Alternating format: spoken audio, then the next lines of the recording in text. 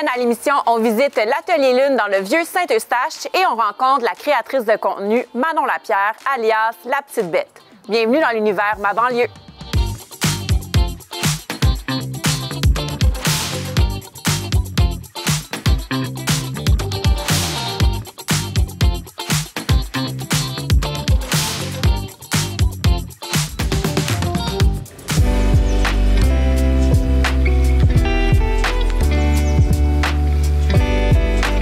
Vous avez tout laissé, vos carrières respectives, en France pour venir vous installer ici dans le vieux Saint-Eustache. Qu'est-ce qui a motivé cette décision-là? Surtout moi, j'ai tout laissé parce que Thomas était déjà là, mais moi, j'ai tout laissé, oui, effectivement. J'ai vendu ma compagnie en France et je suis venue il y a bientôt 3 ans ici. Dans le vieux Saint-Eustache, c'est vraiment... c'est propre à moi-même, c'est vraiment un coup de cœur. J'ai tellement aimé, j'habitais à Montréal et c'est vrai que je suis venue me balader plusieurs fois pour venir voir les agriculteurs, tout ce qui se passait ici. Et je suis littéralement tombée amoureuse de Saint-Eustache. Et effectivement, dans le vieux Saint-Eustache, j'avais dit, en me baladant, j'avais dit « Ah, si un jour j'ai une pâtisserie, je m'installerai ici, c'est sûr. » Et puis quelques semaines après, j'ai vu un local à louer. Et puis tout s'est enchaîné, j'ai embarqué Thomas avec moi. Et puis on est là aujourd'hui dans tout ce que j'ai toujours rêvé d'avoir, donc dans notre pâtisserie. Parce que ni un ni l'autre, si je ne me trompe pas, aviez une carrière dans le monde de la restauration. Si, moi, oui. Moi, non, ouais. Pas Vous du tout. étiez dans le domaine de la chaussure. Moi, j'étais dans la vente. Je vendais des chaussures. Je suis passé à vendre des pâtisseries. Donc, quand votre soeur vous a approché pour ouvrir une pâtisserie, vous avez dit... Ça a été plus vite que ce que je pensais. Mais oui, elle m'a dit, viens voir le local, je veux te montrer quelque chose. Et puis, je ne connaissais pas Saint-Eustache. Moi, je suis de Montréal. Je vis toujours à Montréal, mais j'étais surtout de Montréal. Pendant 15 ans, j'ai vécu à Montréal. Et elle m'a dit, il y a un local à Saint-Eustache. J'étais à Saint-Eustache. Où est Saint-Eustache? Je ne sais pas où c'est. C'est loin. J'ai regardé sur la carte, j'ai vu au-dessus de Laval. Et pour un Montréalais au-dessus de Laval, je me suis dit, waouh, c'est loin quand même. Et en fait, elle m'a montré la rue. J'ai vraiment aimé le décor du vieux. Et après, le local, il était en bon état, il était super bien entretenu, c'était grand. J'ai dit go, on y va. Vous avez sauté à pieds joints. Ouais, c'est ça. Marine, vous travailliez dans quoi avant de vous lancer? Moi, j'étais pâtissière. Pâtissière. Moi, c'est mon métier de toujours, mon métier de mon cœur. Donc, de formation aussi. De formation aussi. Moi, j'ai fait toute ma carrière en France. J'ai fait mon lycée hôtelier, donc là où j'ai appris la restauration, la cuisine, j'ai appris aussi le service. En fait, j'ai tout appris et je me suis spécialisée en pâtisserie en France. Et puis après, j'ai travaillé en France et puis j'ai monté ma compagnie en France aussi pendant 5 ans. Et puis voilà. Et puis après, j'ai dit, je pense que ça a été une grosse remise en question, la Covid, on va pas se mentir. Je pense que pour tout le monde, ça a été une grosse introspection pour nous-mêmes aussi. Et puis particulièrement pour moi, je me suis dit, OK, la Covid, moi, pour mon entreprise, ça a eu un impact, mais ça a été quand même positif aussi. Mais en fait, je pense que ça a eu un impact sur moi personnellement en me disant, OK, qu'est-ce que je veux faire? À l'aube de mes 30 ans, je me suis dit, si je le fais pas maintenant, je pense que je le ferai jamais. Donc, go, je vends, je déménage. Et puis, je suis partie avec mon chien. J'ai traversé l'océan et je suis ici. Ouais, c'est fou. Égoïstement, je suis très heureuse que vous ayez fait ce saut-là parce que moi, j'habite Saint-Eustache. Et quand je suis arrivée ici, je me disais, il manque un petit café de quartier où je peux venir avec mes enfants, où je peux venir étudier. Et là, vous êtes apparu. Et alors, j'adore l'Atelier Lune. Ah, c'est vraiment gentil. En ce moment, la restauration, c'est pas facile. On se cachera pas. Il y a plusieurs restaurants qui ferment leurs portes, manque de main-d'œuvre. C'est quoi le moteur qui vous pousse à continuer au quotidien? Moi, je pense que c'est la passion. Ouais. De toute façon, moi, c'est mon moteur de toute ma vie, la passion. Mais s'il n'y a pas de passion, je pense, dans un métier de restauration, on arrête tout de suite parce que c'est quand même, il y a énormément de difficultés à côté. Donc, si on parle pas avec le cœur, ça fonctionne pas en fait. Donc moi, je pense que c'est la passion. Et puis c'est toujours plus aussi parce que je pense qu'on n'est pas arrivé au bout. On n'a pas tout vu. On connaît pas encore tout le monde. Enfin, pour nous, on est encore les deux petits Français qui ont ouvert un café dans le Vieux-Saint-Eustache. Enfin, c'est vraiment, on est vraiment encore tout. Enfin, à mon échelle, je trouve qu'on est encore tout on est petit. petit, c'est sûr, on est des bébés encore. Ouais, c'est ça. Vous êtes encore à l'étape de l'émerveillement, de la gratitude. c'est ça. Ça fera juste 2 ans en mai qu'on est ouvert. Exactement. Donc c'est vraiment. À chaque fois qu'il y a quelqu'un qui nous fait confiance ou qu'on a un nouveau contrat, c'est vraiment merci tellement. Pourquoi nous on travaille vraiment dur pour ça, mais c'est toujours une gratitude immense de se dire que quand même il y a quelqu'un qui nous fait confiance alors que on n'avait pas fait nos preuves avant. Ça fait quand même que 2 ans qu'on est ici, donc puis on n'était pas connus du tout avant, donc c'est tout recommencer à zéro. La communauté du Vieux-Saint-Eustache semble très tissée serrée aussi. Est-ce que vous avez eu la chance de travailler avec certains restaurants, certains partenaires du coin? Ben, la première année, on a eu de la chance. Presque les premiers mois où on a ouvert, on a le Géraldine, le restaurant Le Géraldine qui est sur la rue, qui est venu qui nous a approchés. On a travaillé avec eux pendant un an. On a travaillé avec eux pendant un an. Alors là, ça a été vraiment, en tout cas pour moi, ça a été de mon côté, je parle à la production, vraiment une énorme découverte, un énorme épanouissement. Parce qu'en fait, ils travaillent qu'avec des produits québécois. Et moi, en fait, ils ont fait toute mon éducation parce que sincèrement, je suis arrivée ici, je connaissais le sirop d'érable et puis c'est tout, quoi. Je veux dire, il y avait pas, je m'étais pas forcément plus penchée sur la question. Et moi, ça fonctionne beaucoup. Ma pâtisserie fonctionne beaucoup à l'inspiration. Dès que je sens ou je goûte quelque chose, tout me vient en fait directement. Donc c'est vrai que eux, ça a été hyper enrichissant parce qu'ils m'ont fait goûter plein de choses, m'ont fait découvrir plein de produits, des produits nobles aussi, donc vraiment une chance, une très grande chance. Ouais, vraiment. Le Géraldine, merci parce que ils m'ont mis le pied à l'étrier pour le reste, donc ouais, vraiment. Ouais. Et puis après, on a eu noir et blanche. Maintenant, on travaille avec la noir et blanche. Toute la carte des desserts, c'est nous qui la faisons. On travaille beaucoup quand même parce qu'on change les desserts entre toutes les 2 à 3 semaines. Et on fait quand même 3 desserts. Donc, en fait, c'est à chaque fois une nouvelle création. Donc, c'est hyper intéressant parce que, du coup, ça me permet de toujours travailler sur ma propre créativité. Donc, oui, j'ai de la chance d'avoir une équipe avec moi aussi. Mais c'est vrai que ça nous permet toujours de nous renouveler. Donc, en fait, on n'est jamais sur les mêmes choses. Et ça, c'est quand même intéressant. Tout à fait. Puis, vous partagez aussi votre savoir et vos connaissances.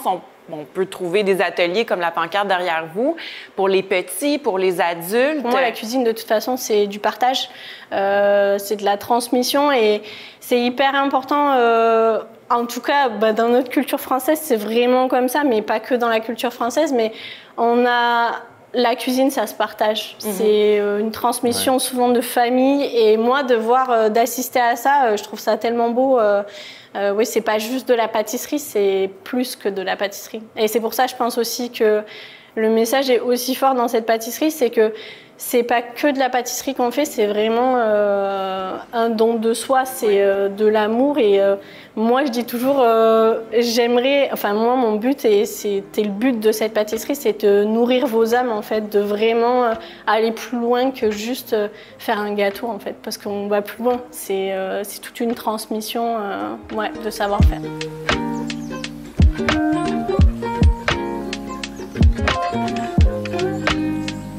Tu as un lien étroit avec les copropriétaires de l'Atelier Lune parce que toi aussi, tu as tout lâché. Ta grosse job pour te lancer à temps plein dans la création de contenu pour La Petite Bête. Qu'est-ce qui t'a motivé à tout plaquer? C'est une excellente question. En fait, ce qui est arrivé, ça a été un peu graduel. J'ai l'air d'avoir tout lâché, mais on avait lancé La Petite Bête, mon chum et moi, 2 ans avant, en 2015. Et ça a commencé à grossir, puis on a réalisé, ce qui était génial, c'est qu'on mettait quelque chose en ligne, une recette, une vidéo. Puis là, les gens, tout de suite, c'est dans l'instantané, les médias sociaux.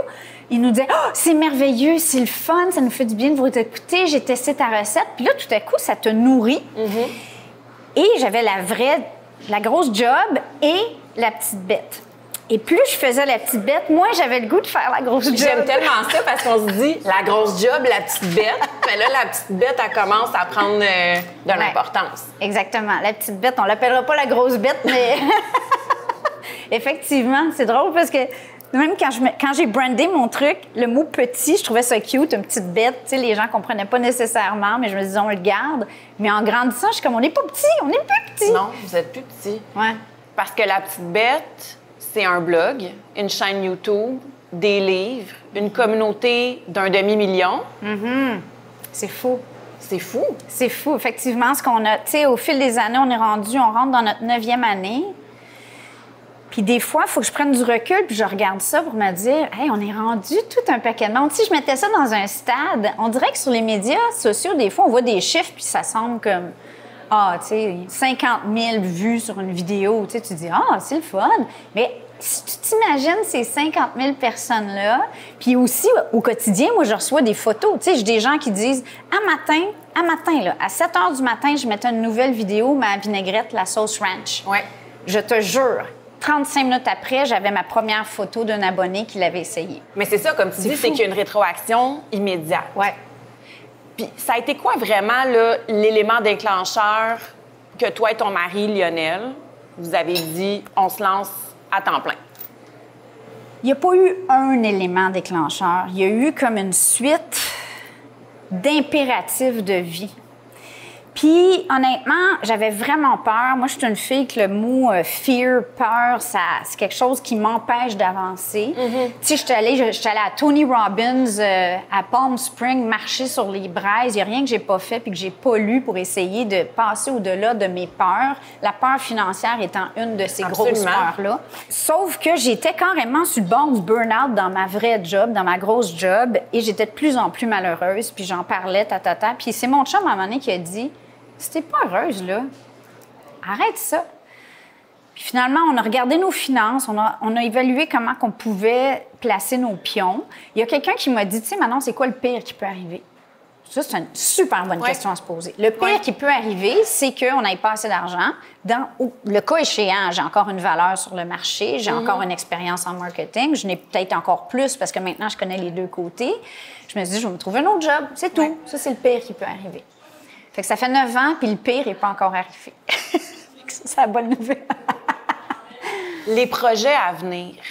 Là, vous avez lancé le dernier livre sur les air fryers. Est-ce qu'on peut considérer que tu es la reine du air fryer au Québec? Écoute, j'ai le goût de mettre la couronne. On a le goût. On a le goût parce qu'on a travaillé fort, on a vraiment travaillé fort avec la friteuse à air depuis, ça fait 5-6 ans qu'on travaille avec. Ouais. Je connais pas grand monde au Québec qui ont testé plus de 300 recettes dans à peu près 10 air fryers différents, qui est capable de répondre à peu près n'importe quelle question qu'il n'y a pas. Donc, j'ose, pour une fois, d'habitude, je serais comme non, je suis pas la reine. Mais là, je la porte, la couronne. Je le déclare, on est quand même hot en air fryer. Les gens là qui nous écoutent en ce moment, qui connaissent pas La Petite Bête, en quelques mots, comment tu peux décrire ton projet? La Petite Bête, c'est vraiment un projet commun. On est moi et mon chum. On fait de la cuisine, mais on fait aussi des voyages, des trouvailles. Donc, tout ce qui concerne, puis c'est notre famille. On a 2 ados de 17 ans, on a 2 chiens. Ouais. On aime voyager, mais on aime voyager pour manger ou manger en voyageant. Donc, ça, c'est quelque chose, je pense, que beaucoup de gens partagent quand on choisit une destination. Tu sais, moi, il y a des destinations où je suis comme... Ouais, c'est un petit peu moins attrayant, là. Exactement. Et le côté cuisine très tutoriel, très cuisine fait maison, approchable. On a 3 piliers, la friteuse à air fryer, sur lesquels on est très populaire, la boulangerie qui, depuis des années, donc en temps de pandémie, tout le monde faisait mon pain. Je recevais 22 photos par jour. Même moi, j'ai fait ton pain. Je ne fais pas de pain, mais j'ai fait le tien. Écoute. Puis j'en ai plein de pain. Donc ça, la boulangerie, ça fait longtemps. Puis c'était mon premier projet de livre, c'était un livre de pain. Puis dans ce temps-là, je me suis fait dire, ça marchera jamais. Ouais, donc j'aurais dû pousser un peu plus fort le son de vie. Et l'autre pilier, tout ce qui est camping, justement, parce que le livre en feu, c'est vraiment un livre de cuisine, un guide de cuisine camping. Ta passion pour la nourriture, ça te vient d'où? Ça a-tu toujours été ou c'est une fois que tu as eu tes enfants que tu te dis, ben là, il faut que je nourrisse tout ce beau monde-là? Ça vient de toujours. Je pense qu'à 5-6 ans, j'épluchais des livres de recettes. Mon premier livre de recettes, c'est genre Mickey Mouse. Puis je me rappelle, je faisais des mini-pizzas Mickey Mouse, du livre de Mickey Mouse. Ma mère est vraiment maniaque de bouffe. Je pense que c'est un peu, tu sais, comme les gars qui parlent de hockey avec leur père, c'est comme un sujet pour se rapprocher. Ben moi, j'étais toujours dans les jupes de ma mère. Elle faisait des tartes, je regardais, je goûtais. Donc, c'est depuis que je suis toute petite. À l'université, j'étais la fille, tu sais, mes colocs qui mangeaient rien, puis moi, je me faisais des moules frites pour une personne. Tu sais, j'ai toujours cuisiné. Je t'imagine tellement, en plus, de faire des moules frites. Ouais, puis mes colocs étaient comme, t'es folle, qui fait ça? Puis j'étais Ouais. comme, Moi. Là, les deux, on va sortir un peu de notre zone de confort. OK. Puis on va aller découvrir un peu l'univers de la pâtisserie de l'Atelier Lune avec Marine. Fait que ça va être une belle surprise. Ça va être parfait. Moi, j'ai toujours besoin d'aide en pâtisserie, puis je trouve que c'est un beau projet parce que s'il y a une affaire que je mettrais de l'argent dessus en tant que consommatrice, Ouais.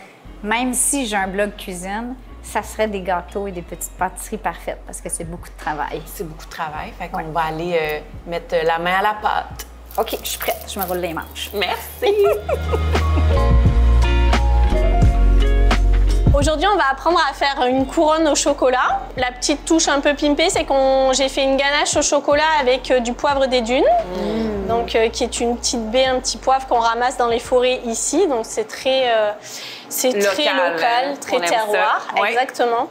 Ça apporte vraiment une petite touche. En fait, pour moi, je trouve que ça apporte une touche fruitée. Donc vous allez goûter, j'ai fait avec du chocolat au lait, mais en fait ça transforme vraiment le chocolat. Ensuite on a fait un gâteau à la noisette et pour apporter un peu plus de mâche dans notre gâteau, on va faire un petit croustillant au praliné noisette aussi. Praliné noisette chocolat. Très très gourmand. Aujourd'hui on est sur un atelier où on va se faire vraiment plaisir, mais ça fait du bien avec cette température d'avoir quelque chose de réconfortant. Absolument. Et là, comme je vous ai dit tantôt, moi, je ne connais rien dans la pâtisserie. Pas de problème. Je vais avoir vraiment besoin de votre soutien et de vos encouragements. Mais j'ai super hâte. Non, je suis là, donc vous inquiétez pas, vous n'êtes pas toute seule. Et comme je dis à chaque fois en atelier, on s'adapte au niveau de chacun. On est tous là pour partager un moment et surtout se faire plaisir. Donc, Absolument, c'est la clé. C'est ça. Alors, on met l'anxiété de performance de côté. Exactement. Et voilà. Et on double Exactement. la quantité de plaisir. Bingo. Donc la première étape, c'est Ouais. qu'on va couper notre gâteau à la noisette. Ouais. Donc je vous ai amené des petits cercles à entremets, on va s'en servir pour découper. Ils coupent pas forcément très bien, donc vous avez des petits couteaux, vous pouvez faire le tour en fait avec le couteau. Et en fait, ce qu'on veut, c'est vraiment une couronne, on veut pas un gâteau plein, donc du coup, on va faire un petit trou à l'intérieur pour vraiment avoir cet aspect couronne du gâteau au chocolat. On en fait deux? Ouais. OK. Donc, on y va comme ça. Donc c'est normal que vous sentiez un peu de croustillant parce que j'ai directement mixé mes noisettes pour apporter un peu de... Puis ça, dans le fond, mâche. j'ai pas à tourner pour que ça coupe. Tu peux tourner si tu veux. Vas-y, Ouais, essaye je pense que en je appuyant. Sinon, tu peux avec ton couteau oui, ça directement. marche. Ouais, ça peut marcher parce que le gâteau est quand même assez moelleux, donc il se découpe quand même bien. On dirait que c'était comme un rêve de le faire en tournant puis que ça ait l'air professionnel. Ça Ah aussi. oui, ça marche. Quand? Ouais, ça marche T'as raison. normalement. Exactement. Tu Ça, peux, je le pop, je peux le mettre ici. tu peux le manger si tu as envie. Oh. Il faut quand même goûter la matière, c'est important. Faut goûter. Toujours.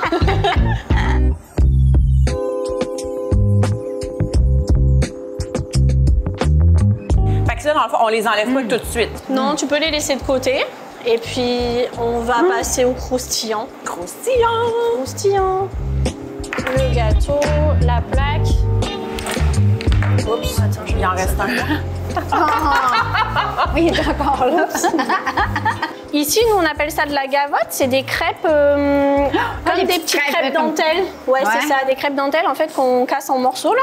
Ça, c'est vraiment, si vous voulez apporter du croustillant dans un gâteau, c'est vraiment Ah, c'est la pas base. fou. Puis vous achetez Ouais. carrément les crêpes dentelles, puis Ouais. vous les... C'est tellement nous, une on les bonne idée. achète toutes faites, là, Ben ouais, c'est une mais super c'est la bonne même idée. chose. C'est quand même relativement onéreux, les crêpes dentelles. Si vous n'avez pas des crêpes dentelles à la maison, vous pouvez faire avec des cornflakes. Des cornflakes, ouais, exactement, mais non sucrés. Surtout pas.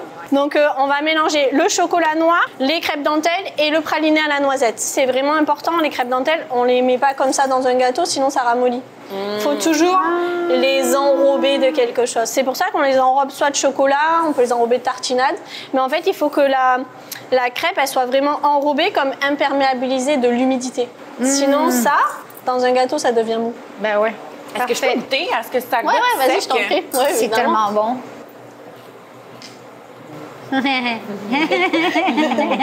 Imagine la forme. Je vais partir avec ça. Je vais venir. En général, le croustillant, c'est ce qu'on aime le plus. J'aime le crunch. À toi l'honneur.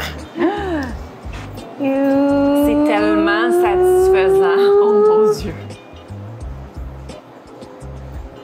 Je pense que c'est pas permis, hein, après ça, de lécher la spatule en public.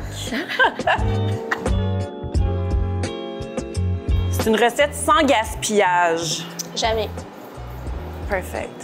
Je te laisse mélanger ça. Je vais? Ouais. OK. Là, vous mélangez Est-ce qu'il y a une bien. technique en particulier? Non, pas forcément. Ben, pas remuer comme avec un fouet, mais tu peux aller vers chercher. ça. Exactement. Plier. Ouais. Parce que tu vas voir, le chocolat, il a tendance à se coller aux parois de ton récipient, mais en fait, ce qu'on veut, c'est qu'il se colle aux crêpes. Ouais, c'est super.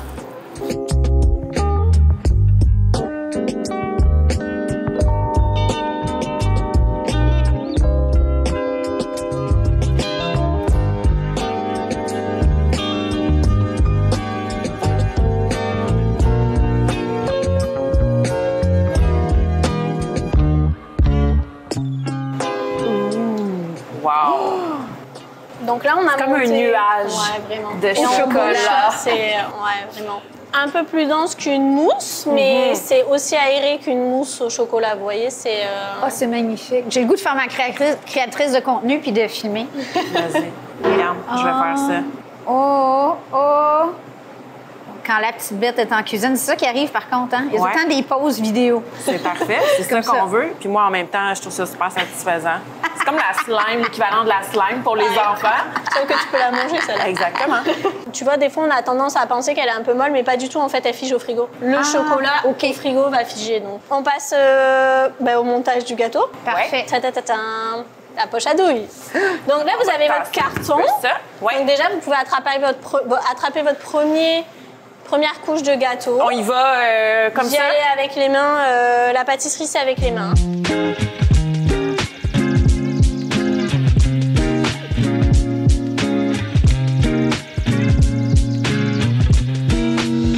J'ai servi à rien, mais c'est un support moral Oui. que je t'offrais. Donc la poche à douille, elle est comme ça. On met une douille à l'intérieur. Donc en fait, il existe plusieurs sortes de douilles.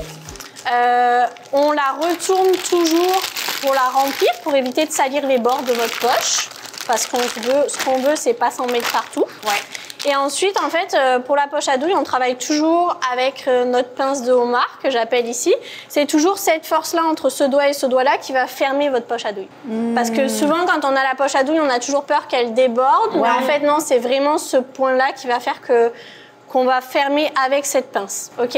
Donc, droitière, gauchère, vous faites comme vous voulez. Mais moi, par exemple, je vais me servir de ma main droite pour remplir. Donc, c'est ma main gauche qui va tenir ma poche à douille. Donc, toujours... comme un Playmobil. Ouais. OK. On pose notre poche à douille directement comme ça.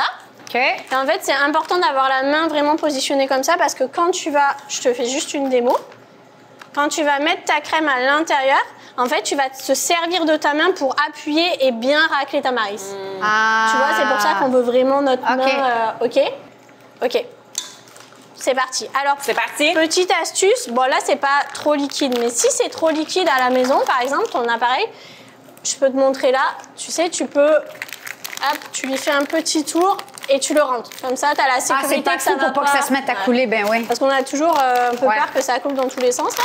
Ouais. Donc au moins, tu as toujours la sécurité que ça coulera pas par en OK, bas. c'est une bonne idée.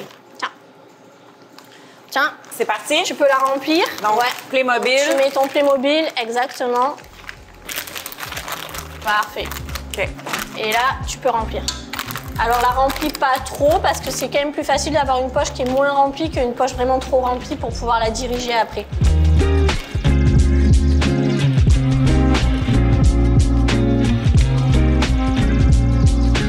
Une naturelle. Ouais, c'est vrai, hein?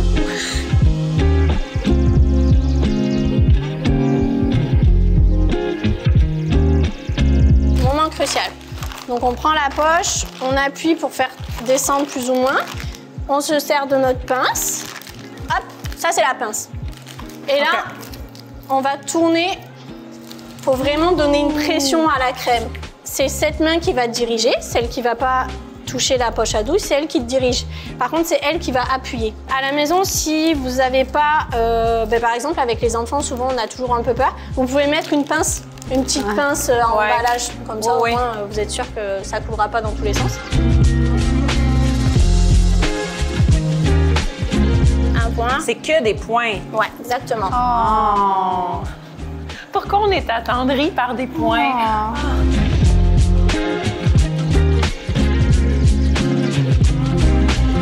Hey, excusez-moi, mais pour une première fois, vous vous débrouillez bien, non? Magnifique. Est-ce qu'on sera engagé? Bah évidemment.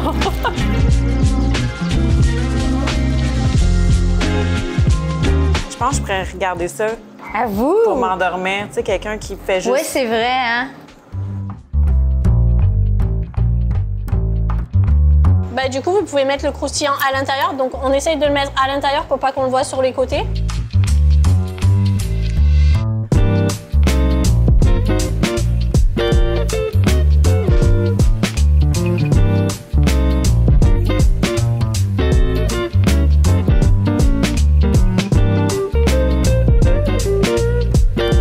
Je vais prendre ça pour emporter, s'il vous plaît. Ouais, si tu veux.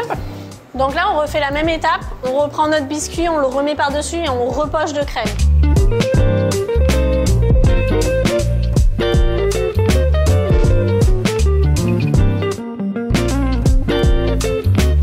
Donc là, on passe à la décoration. Oui. À la maison, si vous n'avez pas forcément de déco, que vous n'avez pas pensé, vous avez juste à faire fondre du chocolat sur une feuille de parchemin. Et en fait, après, vous allez pouvoir hop, À casser. couper des morceaux et tu vas pouvoir les mettre, les piquer sur ton gâteau. Oh. J'ai des fleurs comestibles qu'on peut mettre pétale par pétale pour décorer votre gâteau. Et j'ai amené des noisettes aussi pour faire la touche noisette puisqu'il y en a dans votre dessert. Et j'ai ramené, parce que moi j'aime bien toujours une petite poudre sur le dessus, j'ai du crumble au cacao. Wow. C'est vous qui décidez Carte comment blanche. vous allez Ok. décorer. Parfait. Ça, c'est pas moi qui y touche, c'est vraiment votre créativité. Moi, je suis vraiment team noisette dans la vie, là. Oh!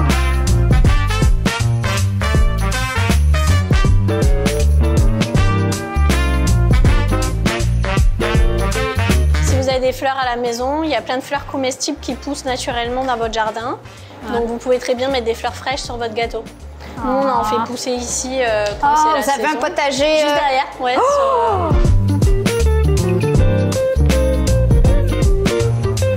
J'arrive pas à croire que j'ai fait ça presque toute seule. Félicitations. Mais on Je suis pourrait très le fière de vous. reproduire, là, honnêtement. on pourrait. C'est génial. Puis imagine amener ça chez quelqu'un puis Et dire c'est beau. je l'ai fait. Je l'ai fait. Merci. Félicitations. Merci. Je suis très fière de vous. Ça s'en va sur Instagram et Dans le bidou, dans le bidon. très important.